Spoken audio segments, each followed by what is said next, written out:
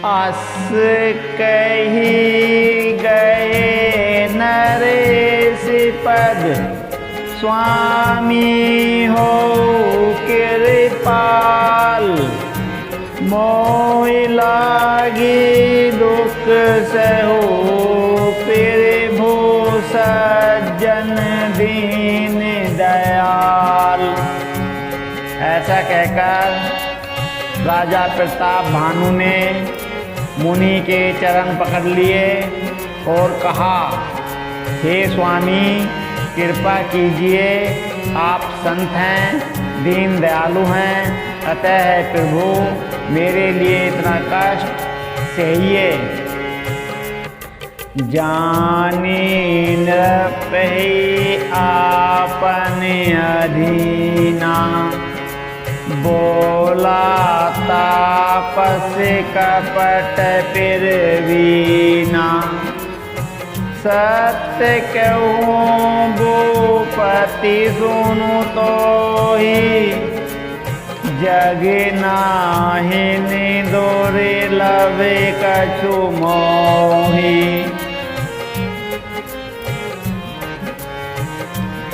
राजा को अपने आधीन जानकर कपट में प्रवीण तपस्वी बोला, हे राजन सुनो, मैं तुमसे सत्य कहता हूँ, जगत में मुझे कुछ भी दुर्लभ नहीं है।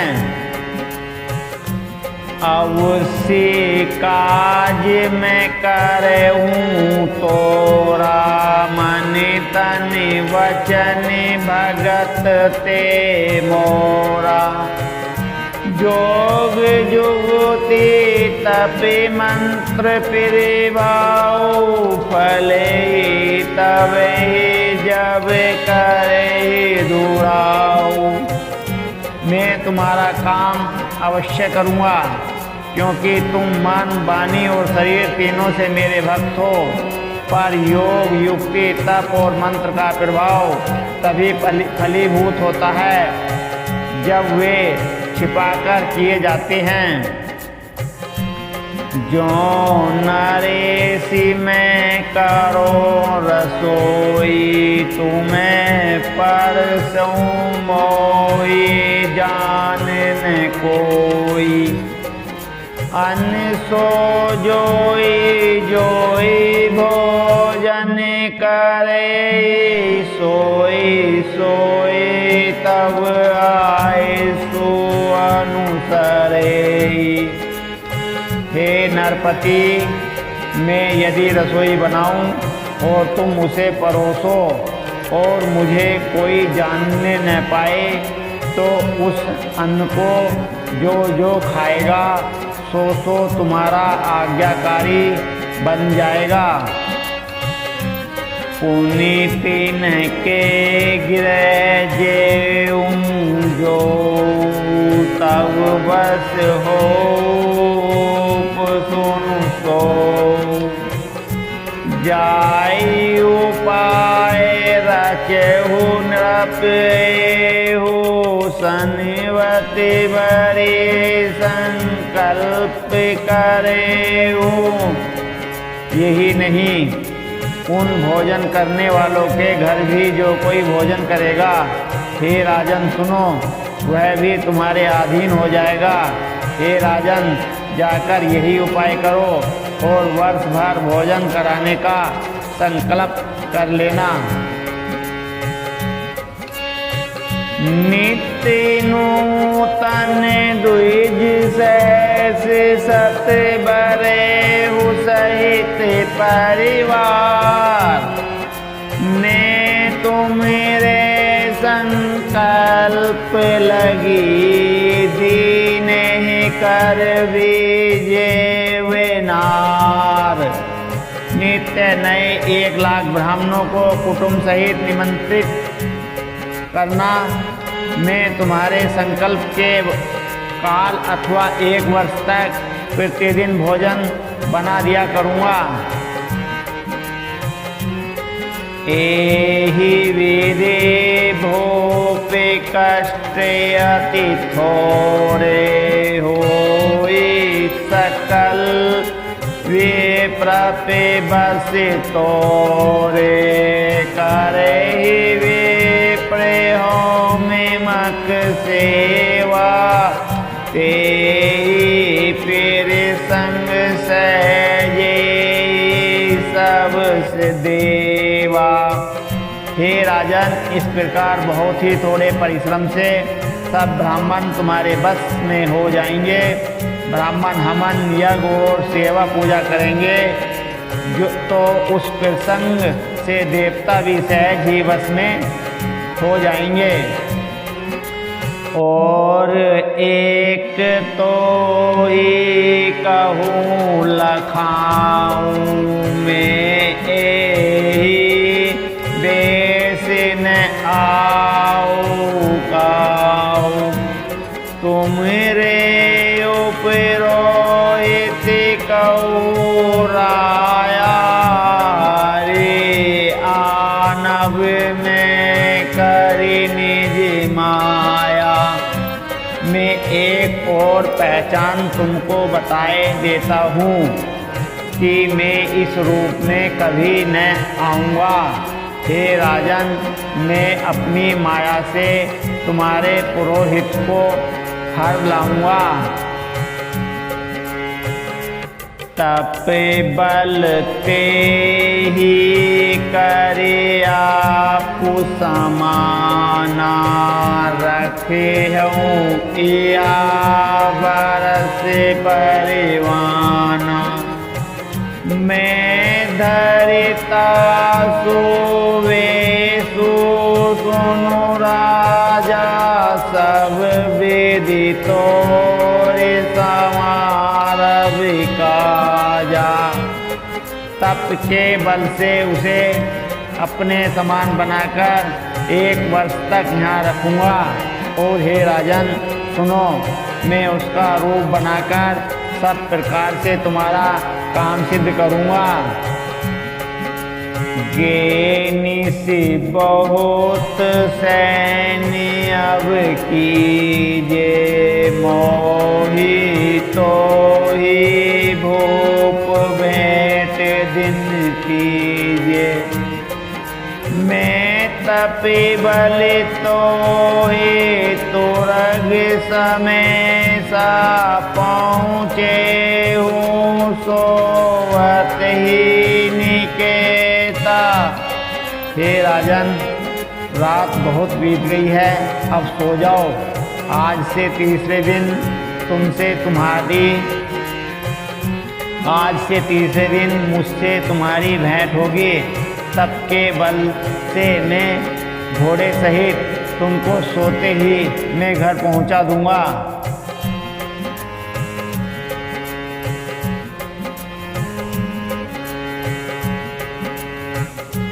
मैं आऊँ सोई वे सुधरी पहचाने हो तब मोही। जब एकांति बोलाई सब कथा सुनावो तो ही। मैं वही पुरोहित का वेश धरकर आऊँगा। जब एकांत में तुमको बुलाकर सब कथा सुनाऊंगा तब तुम मुझे पहचान लेना। सैनिकी ने नृपयायुषी मानी आसन जाई बैठ छल ज्ञानी। भ्रमित भूप निंद्राति आई सो किमि सोए सोच अधिकाई। राजा ने आज्ञा मानकर शयन किया और वह कपट ज्ञानी आसन पर जा बैठा। राजा थका था, उसे खूब गहरी नींद आ गई, पर वह कपटी कैसे सोता, उसे तो बहुत चिंता हो रही थी। काल के तो निशिचर तह आवाजे तू करे होई पे ही भुलावा। परम मित तापस्य नृपि के राजाने सो अति कपटि घनेरा। उसी समय वहाँ काल केतु राक्षस आया, जिसने सुअर बनकर राजा को भटकाया था। वह तपस्वी राजा का बड़ा मित्र था और खूब छल प्रपंच जानता था। तेहि के सत्य सुते अरुदसि भाई, खल्ले अति अज देव दुखदाई। प्रथम ही वो पे समरि सभी मारे, विप्र संत सुर देखी दुखारे।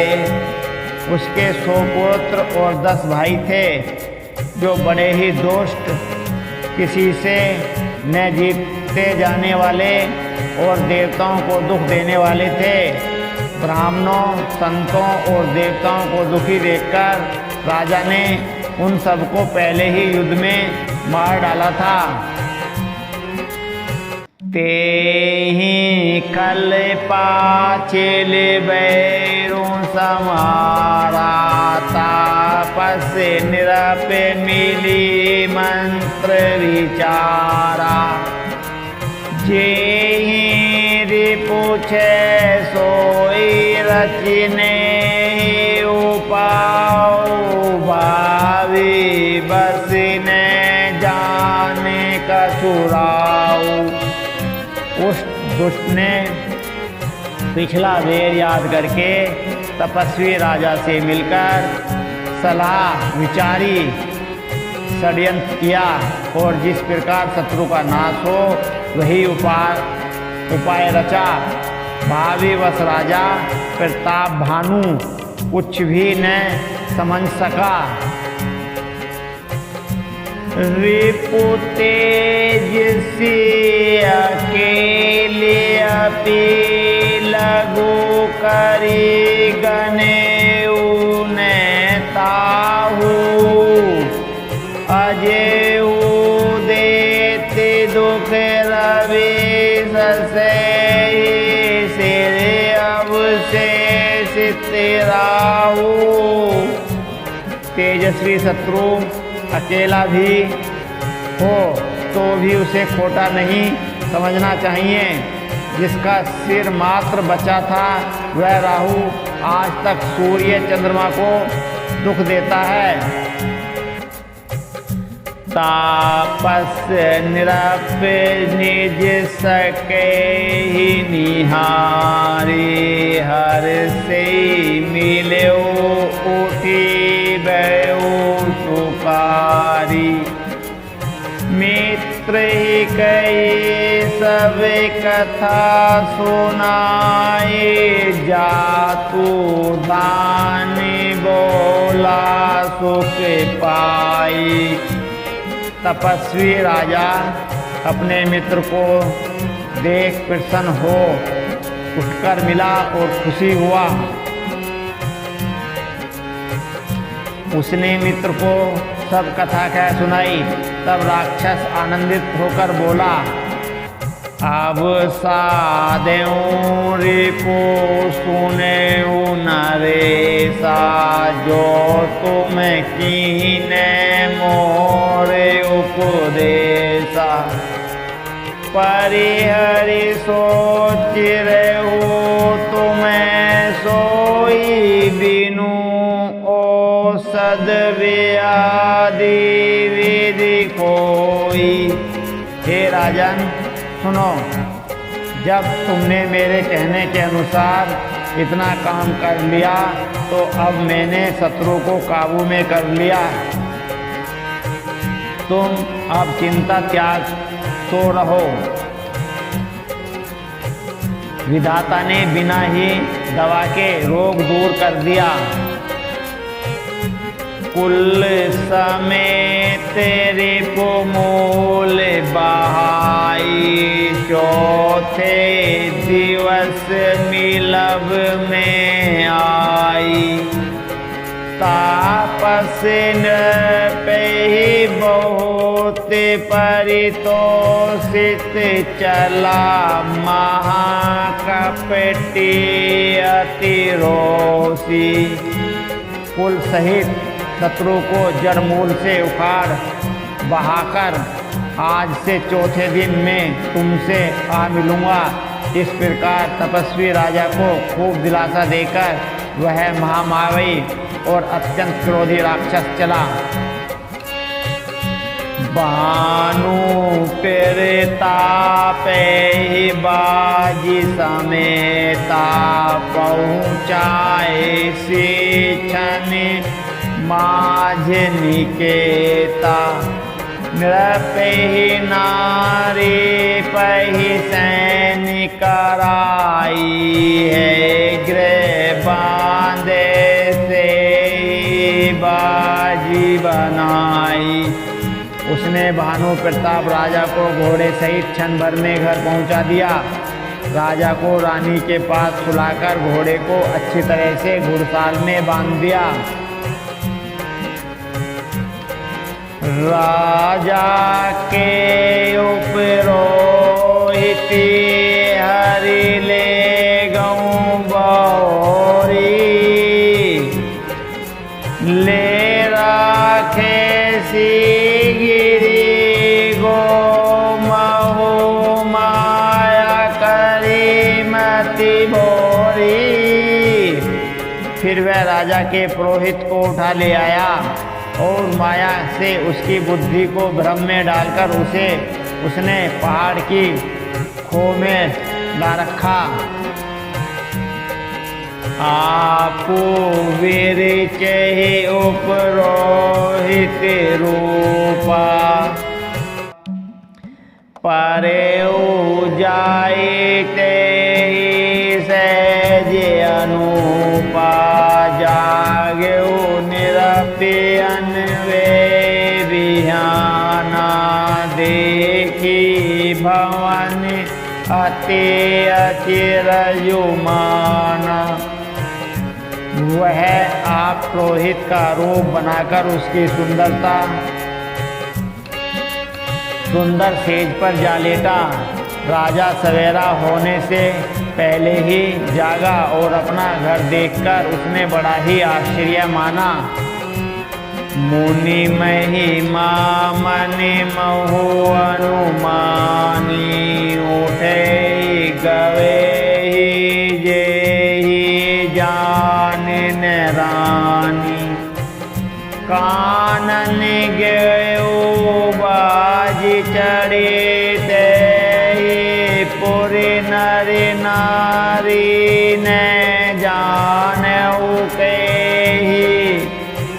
मन में मुनि की महिमा का अनुमान करके वह धीरे से उठा जिसने रानी न जान पावे। फिर उसी घोड़े पर चढ़कर वन को चला गया। नगर के किसी भी स्त्री पुरुष ने नहीं जाना। गए जामि जुग भूपति आवा। गरि गरि उत्सव बाज बदावा। उपरोहित ही देख जब राजा चकित बिलोक सुमरे सोई काजा। दोपहर बीत जाने पर राजा आया। घर घर उत्सव होने लगे और बधावा बजने लगा। जब राजा ने पुरोहित को देखा तब वह अपने उसी कार्य का स्मरण करके उसे आश्चर्य से देखने लगा।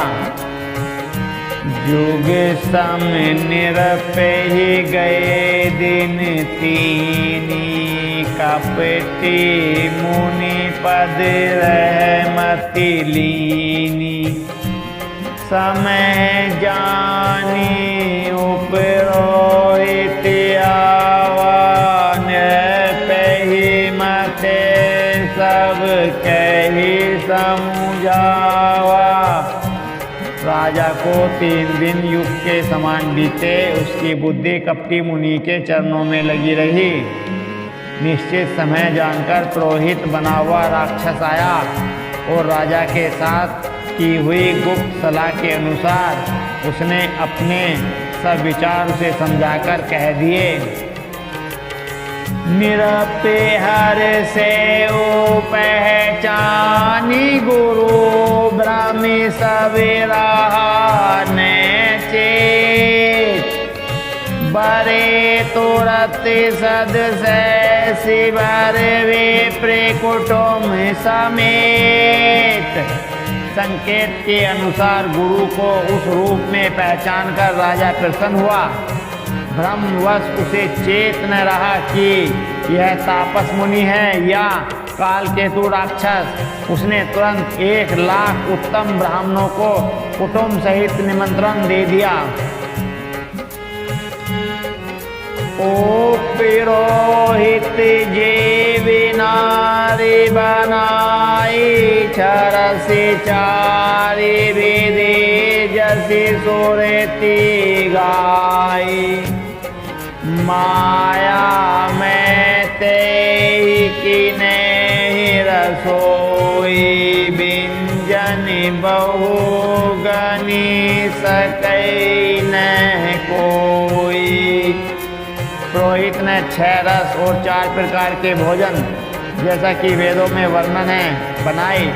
उसने मायावी रसोई तैयार की और इतने व्यंजन बनाए जिन्हें कोई गिन नहीं सकता।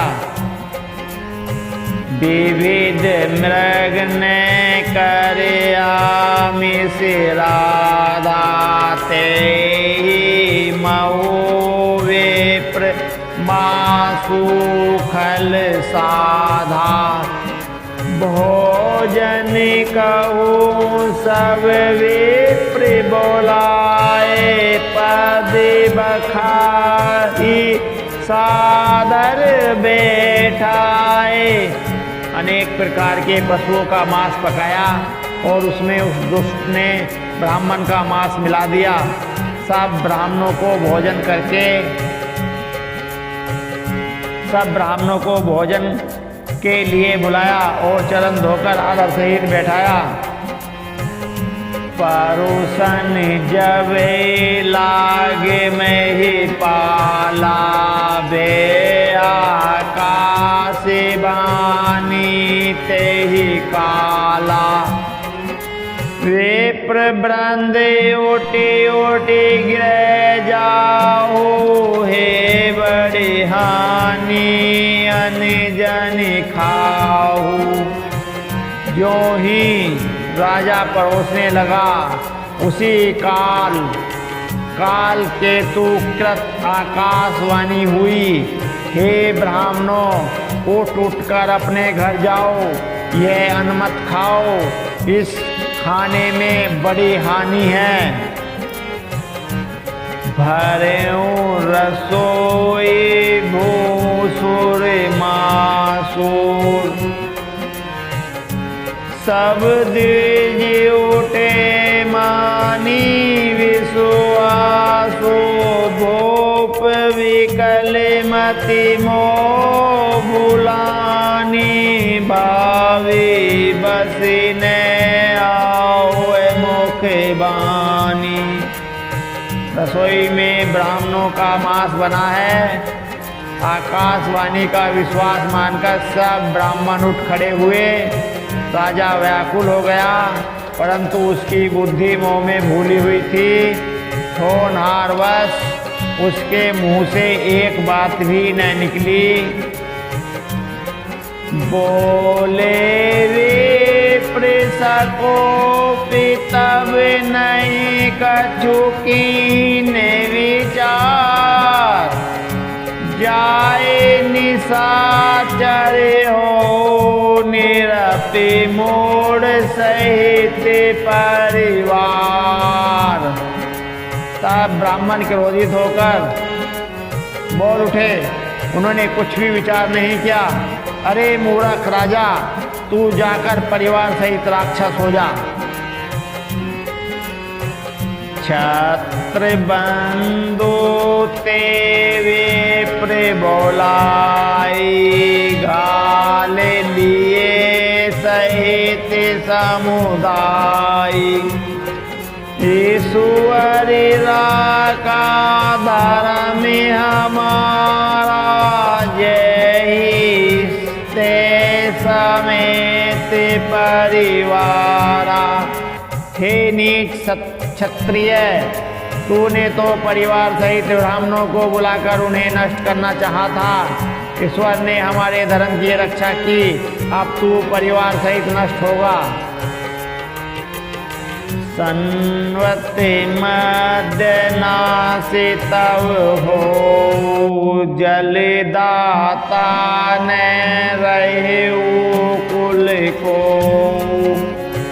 निरप सुनी श्राप विकल अति त्रासा, बेबहुरी वर गिरा कासा। 1 वर्ष के भीतर तेरा नाश हो जाए, तेरे कुल में कोई पानी देने लायक न रहेगा। शाप सुनकर राजा भय के मारे अत्यंत व्याकुल हो गया। फिर सुंदर आकाशवाणी हुई। विप्रेहु श्राप विचारिन दीना, नहीं अपराधे भोपे कछु कीना। चकित विप्र सब सुनी नववाणी, भोपे गओ जय भोजन खानी। हे ब्राह्मणों, तुमने विचार कर शाप नहीं दिया, राजा ने कुछ भी अपराध नहीं किया। आकाशवाणी सुनकर सब ब्राह्मण चकित हो गए। तब राजा वहां गया जहां भोजन बना था। तहने असनि नहीं विप्र सुहारा, फिर ही राव मन सोच अपारा।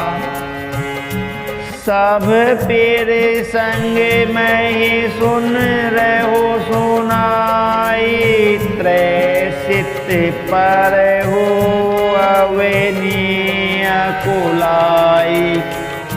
देखा तो वहां न भोजन था, न रसोईया ब्राह्मण ही था। तब राजा मन में अपार चिंता करता हुआ लौटा। उसने ब्राह्मणों को सब वृतांत सुनाया और बड़ा ही भयभीत और व्याकुल होकर वह पृथ्वी पर गिर पड़ा। भूपति भावी मिटे ही नहीं, यद्यपि ने दोषनि तोर। किए अन्यथा होई नहीं, विप्र श्रापे अति घोर। हे राजन, यद्यपि तुम्हारा दोष नहीं है तो भी होनहार नहीं मिटता। ब्राह्मणों का शाप बहुत ही भयानक होता है, यह किसी तरह भी टल नहीं सकता। अस्य कही सब मही देव सिधाई, समाचार पुल लोगन पाई। सोच ही दोषनि देव ही देहि, विरचते हंस काग किए जेहि। ऐसा कहकर सब ब्राह्मण चले गए। नगर वासियों ने जब यह समाचार पाया तो वे चिंता करने और विधाता को दोष देने लगे, जिसने हंस बनाते बनाते कोआ कर दिया। ऐसे पुण्य आत्मा राजा को देवता बनाना चाहिए था, सो राक्षस बना दिया। पुरोहित ही भवन पहुँचाई, असुर तापस ही खबर जनाई। ते ही खल जैते पात्र पठाए, सजी सजी सैन्य भोप सब धाये। पुरोहित को उसके घर पहुंचाकर असुर कालकेतु ने कपटी तपस्वी को खबर दी। उस दुष्ट ने जहाँ तहाँ पत्र भेजे, जिससे सब बेरी राजा सेना सजाकर चढ़ दौड़े। घेर नहीं नगर निशान बजाई, विविध बाती नित्य होई लहराई। जूझे सकल सुबटे करे करने, बंधु समेत परे नृपि धरनी। और उन्होंने डंका बजाकर नगर को घेर लिया। नित्य प्रति अनेक प्रकार से लड़ाई होने लगी। प्रताप भानु ने सब योद्धा सूरवीर की करनी करके रण में जूझ मरे। राजा भी भाई सहित खेत रहा। सत्य के तो कुल को नहीं बाचा, वे प्रश्राप की में ही होई असाचा। रिपु जीती सब नृपि नगर बसाई, निज पुरी गवने जय जसु पाई। सत्य केतु के कुल में कोई नहीं बचा। ब्राह्मणों का शाप झूठा कैसे हो सकता था। शत्रु को जीतकर नगर को फिर से बसाकर सब राजा विजय और यश पाकर अपने अपने नगर को चले गए।